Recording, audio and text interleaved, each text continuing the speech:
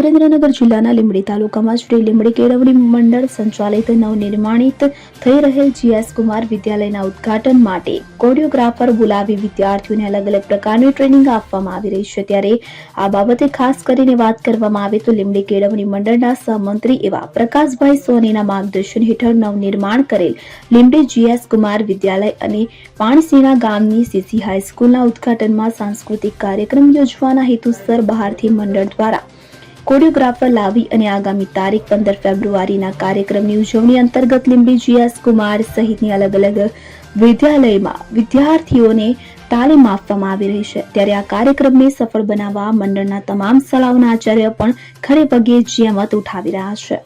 કલ્પેશ વાઢેર સાથે CN24 news Limbdi. હવે જુઓ દેશ દુનિયાની તમામ ખબરો તમારી આંગળીના ટેરવે। ઉઠાવો મોબાઈલ અને ગૂગલ પ્લે સ્ટોર પરથી ડાઉનલોડ કરો અમારી CN24 ન્યૂઝ મોબાઈલ એપ।